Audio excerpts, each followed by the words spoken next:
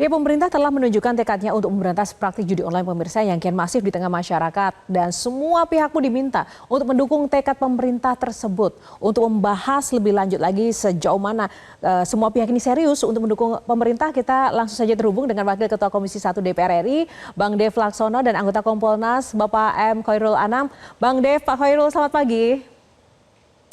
Selamat pagi, gimana kabarnya? Selamat pagi. Bang Dev, pagi-pagi busananya spesial sekali. Mau kemana Bang Dev? Iya, jadi ada acara tasyakuran sekaligus juga pertemuan warga dengan calon kepala daerah DKI. Jadi begitulah. Oh, nitip doa ya Bang Dev, semoga bangsa kita terbebas dari judol ini. Alhamdulillah, insya Allah.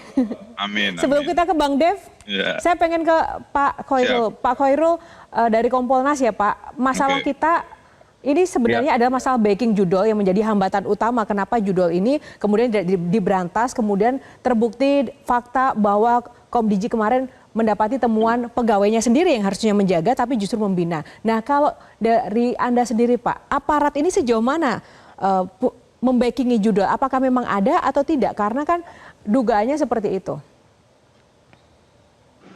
Iya, sebelum jawab itu saya sebenarnya ada 4 pihak yang memang harus kita pikirkan bersama-sama. Soal judol ini tidak hanya soal penegakan hukum, tapi soal judol ini juga soal pendidikan dan kesadaran di masyarakat gitu ya.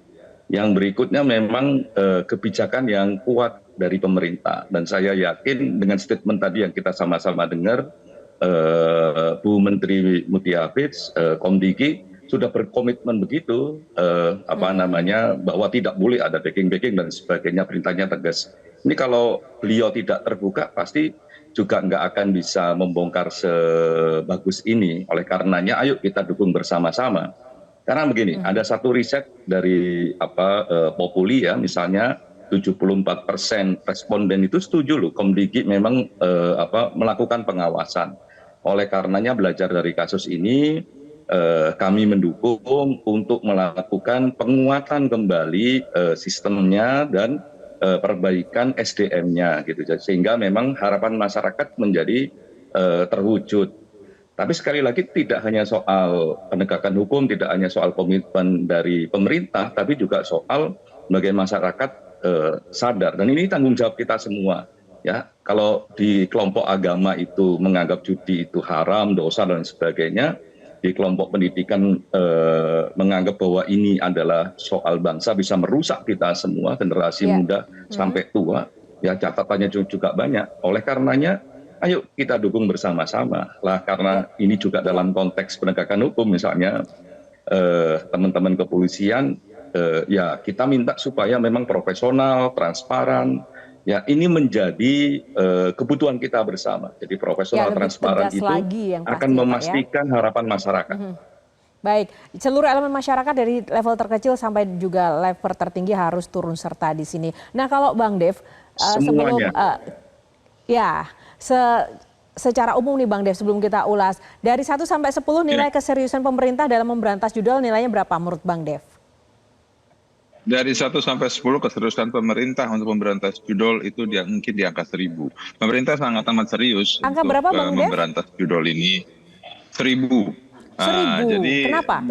Dari sisi politik, political will, sisi kebijakan, pengerahan personil itu semua sudah sangat serius. Nah, cuman memang ternyata terbukti bahwa ada sejumlah oknum-oknum di working levelnya yang semestinya itu bekerja untuk memblokir malah justru melindungi. Nah, alhamdulillah, syukurilah kita nih ya, puji Tuhan bahwa di awal pemerintahan Prabowo Gibran justru dihentikan pergerakan mereka aja, dan akhirnya dikuak terbuka. Ini saya diskusi dengan sejumlah teman-teman dari aparat hukum. Dari kepolisian itu kan tugasnya itu melakukan penangkapan, penyelidikan, lalu diserahkan ke kejaksaan untuk dibawa ke pengadilan, dilakukan penuntutan dan juga pengadilan. Nah, kan tetapi di garda pertama yang bisa melakukan penutupan, melakukan identifikasi, itu ya tugasnya dari Komdigi. Nah, kalau penelusuran aliran dana itu ya dari PPATK. Nah, jadi ya task force yang sudah dibentuk di pemerintahan yang lalu itu perlu untuk dilanjutkan di pemerintahan ini Ya, dan Bang Dev. ditingkatkan baik dari sisi otoritas dan juga personilnya sehingga bisa tercapai target-target utamanya dan juga bisa ada hasil yang jelas untuk masyarakat Indonesia. Ya, Bang Dev, menarik sekali tadi yang disampaikan Pak Khoirul, kan ini seluruh elemen masyarakat harus turun, khususnya tokoh masyarakat dan level terendah. Nah, sekarang DPR sebagai wakil rakyat, selain masalah regulasinya harus ada, turun ke lapangan juga nggak sih memberikan edukasi, sosialisasi, bekerja juga untuk itu nggak DPR dari seluruh komisi yang ada ini? Satu frekuensi nggak soal judul? Ya, sangat. Kita semua pada saat raker terakhir dengan Ibu Menkom Diki, semua anggota DPR menyuruhkan apresiasi yang luar biasa kepada keseriusan kepada Menkom Diki untuk memberantas hal ini. Nah, ya ini memang ya harus disambut ya. Dan juga yang tadi seperti Pak Anam katakan, memang harus ada kesadaran juga dari masyarakat ya. Ya, ilmu supply and demand selama masih ada demand-nya dari masyarakat, pasti akan terus ada supply-nya. Nah, jadi penting bagi masyarakat itu untuk benar-benar menyadari bahwa masyarakat Indonesia sedang dibodoh-bodohi oleh para bandar-bandar judi yang bermukim di luar, yang berwarga negara asing.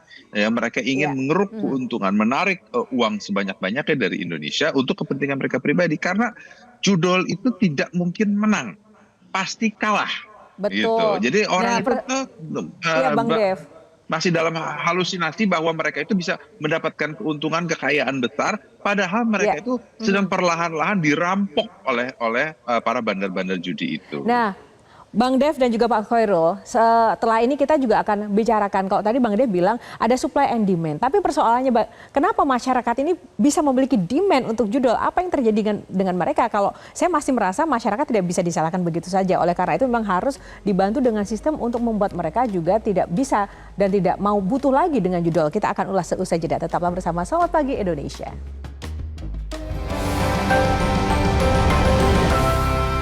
Ya, masih bersama Selamat Pagi Indonesia, kita masih bahas semangat untuk memberantas judul pagi-pagi ini bersama Bang Dev Laksono dan juga Pak Khairul Anam dari Kompolnas. Kita kembali ke Pak Khairul. Pak Khairul, tadi sebagai bagian dari masyarakat ya, DPR juga sudah melaksanakan perannya secara regulasi dan juga kemudian mewakili sosialisasi ke titik-titik terendah. Sudah cukup tidak? Atau saat ini pemerintah Pak Prabowo tuh harus mengambil langkah jitu seperti apa ya biar ini tuh gasnya lebih pol begitu?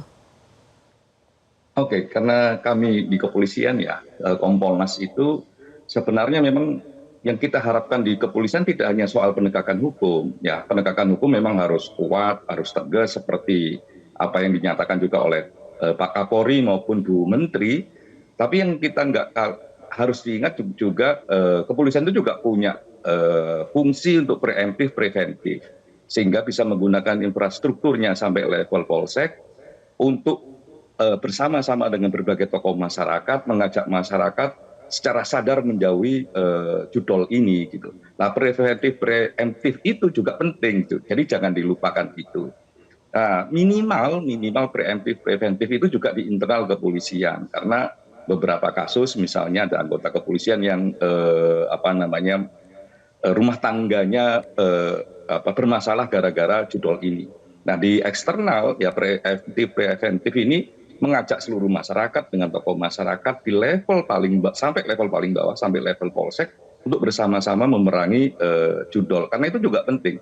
Judol ini kan secara teknologinya akan berkembang terus dan itu memang tanggung jawab kita semua. Tapi yang paling penting adalah kebudayaan masyarakatnya gitu. Ya, kesadaran masyarakat untuk melawan secara bersama-sama judol ini. Nah Pak Khairul, kalau di kepolisian sendiri sejauh mana Kompolnas juga memiliki peran Pak untuk menjamin dan mengawal tidak ada oknum-oknum di dalam kepolisian yang terlibat? Itu setegas apa dan seserius apa Pak? Ya, beberapa kali kita kalau di zaman kami memang belum melakukan tindakan yang serius, cuma komunikasi sudah dengan beberapa PCU kepolisian ya. Tapi kalau yang kemarin itu tegas ya, meminta merekomendasikan untuk ditindak tegas siapapun di internal kepolisian yang juga terlibat di judol ini. Tapi itu kan kasuistis. Yang paling menjadi harus sistemik adalah preemptif preventifnya. Ya, polisi punya perangkat sampai level polsek, juga punya satu kebijakan soal polisi RW, mengajak bersama-sama untuk melawan judol ini. Jadi tidak hanya soal penegakan hukum, tapi juga membangun kesadaran masyarakat. Karena ini penting sekali. Kalau itu nggak sinergis gitu ya, pemerintah sudah bagus ya dengan momen ini membuka, melawan, masyarakatnya juga kalau nggak dibangun kesadarannya akan tumbuh kembang lagi. Nah, polisi yang memiliki kewenangan penegakan hukum, preventif, preemptif itu juga harus dimaksimalkan gitu.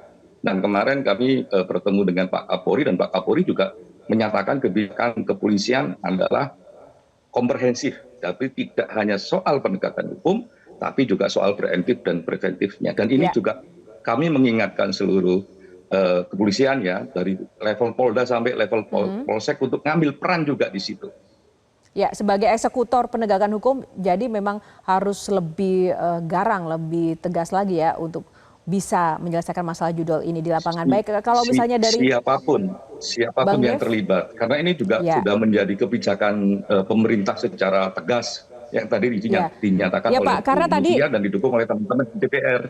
Iya, karena Bapak tadi juga menyampaikan bahwa sistemnya udah bagus, pemerintah juga udah sangat luar biasa, tapi bagaimanapun juga eksekutor di lapangan ini juga memang menentukan ya ini akan berjalan maksimal atau enggak. Nah, kalau dari Bang Dev sendiri, sejauh mana ini target ini harus diselesaikan sih Bang Dev? Karena kita tidak ingin melihat bahwa tahun demi tahun kita bahas lagi judul dengan kasus yang sama. Secara ini jelas-jelas fakta dari PPATK angkanya itu meningkat loh. Jurus jitu seperti apa ini yang harus dilakukan sebenarnya? Ya, yang pertama kesadaran masyarakat harus diawali dari sana bahwa ini adalah. Tapi kenapa masyarakat yang selalu menjadi yang pertama? Ini kan kalau memang sebenarnya pemerintah atau negara tegas, di-cut semudah itu. Kenapa harus dikembalikan pada masyarakat terus di awal? Iya, nggak gini Mbak, nggak gini. Pemerintah bisa melakukan berbagai macam hal seperti pemblokiran, pengejaran, pengusutan, dan juga pembersihan internally baik dari segala macam yang terkait. Karena kan kemarin saya lihat di media bahwa ada sekitar 97.000 bukan masyarakat biasa, itu mulai dari anggota TNI Polri, ASN, juga pejabat-pejabat daerah dan pusat yang juga bukan hanya melindungi, bahkan bermain di dalam judul-judul ini. Jadi ya bukannya kita melempar masalahan itu kepada masyarakat, enggak. Justru kita ini harus memberikan edukasi kepada masyarakat bahwa kita ini sekarang sedang ditipu-tipu oleh bandar-bandar judi. Jadi ini tanggung jawab pemerintah juga, tanggung jawab kita juga di DPR untuk memastikan baik dari sisi regulasi, sisi perundang-undangan ataupun juga dari sisi anggaran, ini pemerintah memiliki otoritas dan kapasitas untuk melakukan edukasi yang masif kepada masyarakat, sembari juga terus menutupi keran-keran akan permainan judol itu sendiri. Baik, Bang Dev. Baik, terima kasih Bang Dev dan juga Pak Khairul. Mohon maaf sekali karena waktunya terbatas. Nanti kita berbincang lagi ya di kesempatan lainnya. Selamat pagi, salam sehat selalu Bang Dev dan juga Pak Khairul Anam. Terima kasih waktunya bersama Selamat Pagi Indonesia.